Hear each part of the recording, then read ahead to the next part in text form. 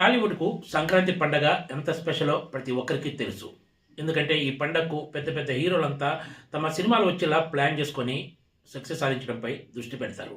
గత ఏడాది సంక్రాంతికి సూపర్ డూపర్ హిట్ ఇచ్చిన అనిల్ రావిపూడి దర్శకత్వంలో తెరకెక్కిన మనశంకర్ వరప్రసాద్ గారి మూవీ కూడా ఈ సంక్రాంతికే అంటే జనవరి 12న ప్రపంచవ్యాప్తంగా ప్రేక్షకుల ముందుకు రాబోతున్న విషయం తెలిసిందే. ఒకరోజు ముందుగానే అంటే జనవరి 11 రాత్రే తెలంగాణతో పాటు ఆంధ్రప్రదేశ్లో కూడా ప్రీమియర్ షోస్ వేశారు. ఈ షోస్కు పెద్ద ఎత్తున స్పందన దక్కింది.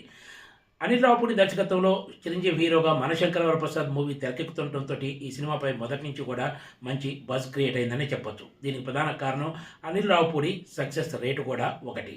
చిరంజీవి 2023లో బోలాశంకర్ మూవీతోటి బాక్సాఫీస్ ముందుకొచ్చి దారుణ పరాజయాన్ని చవిచూశారు. చిరంజీవి కూడా హిట్ కోసం ఆసక్తిగా ఎదురు చూస్తున్న తరుణంలో అనిల్ రావిపూడి చిరు కాంబినేషన్ కావడంతో ఈ సినిమాపై అంచనాలు భారీగానే పెరిగాయి.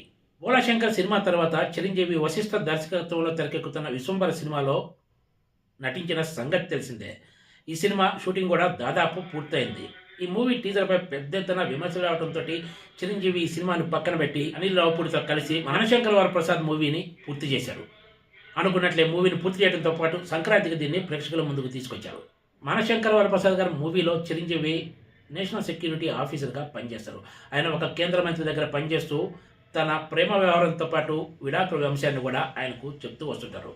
దేశంలోనే వరుసగా 3 సార్లు బెస్ట్ పారిశ్రామికవేత్తగా అవార్డు దక్కించుకున్న శశిరేఖ అంటే నయనతారతోటి లవ్లో పడి పెళ్లి చేసుకుంటాడు హీరో.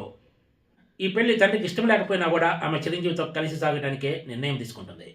తర్వాత కొద్ది కాలానికే ఇద్దరి మధ్య విభేదాలు రావడంతో విడిపోతారు. చివరకు తన పిల్లలను కలిసేందుకు కూడా చిరంజీవికి ఛాన్స్ రాదు.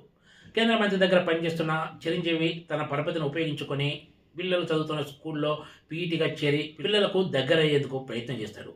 విషయం తెలుసుకున్న శశిరేఖ వాళ్ళని తిరిగి తీసుకొస్తుంది. ఇది జరిగిన కొద్ది రోజులకే శశిరేఖ తండ్రిపై అటాక్ జరగడంతో రాష్ట్ర పోలీసులపై నమ్మకం లేక కేంద్రం నుంచి తనకు సెక్యూరిటీ కావాలని కోరుతుంది. దీంతో శంకర్ వరప్రసాద్ మరోసారి తన టీమ్ తోటి శశిరేఖ ఇంట్లోకి ఎంట్రీ ఇస్తాడు. అసలు శశిరేఖ తండ్రిపై దాడి ప్రయత్నం చేసింది ఎవరు, దీన్ని శంకర్ వరప్రసాద్ ఎలా సాల్వ్ చేశాడన్నదే ఈ మూవీ.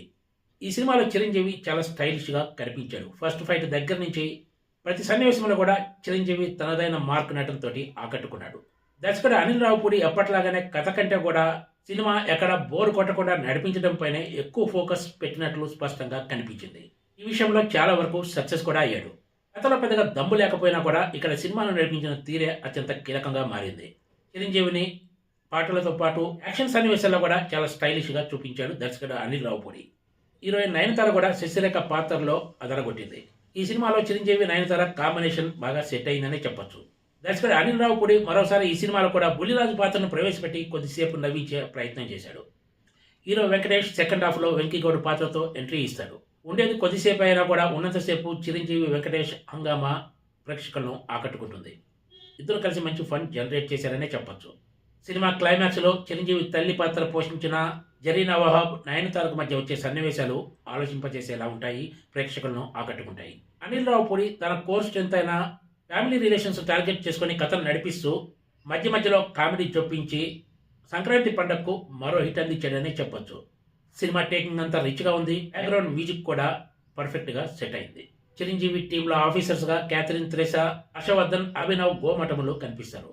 ఓవరాల్గా చూస్తే మనశంకర్ వరప్రసాద్ మూవీతోటి దర్శకుడు అనిల్ రావిపూడి ప్రేక్షకులను ఎంగేజ్ చేయడంలో సక్సెస్ అయ్యాడు. ఎక్కడా ఇబ్బంది లేకుండా ఫ్యామిలీ అంతా సినిమా చూసేలాగా ఈ సంక్రాంతి పండుగలకు డిజైన్ చేసుకుని మరీ ముందుకొచ్చాడు. Please subscribe TGTV.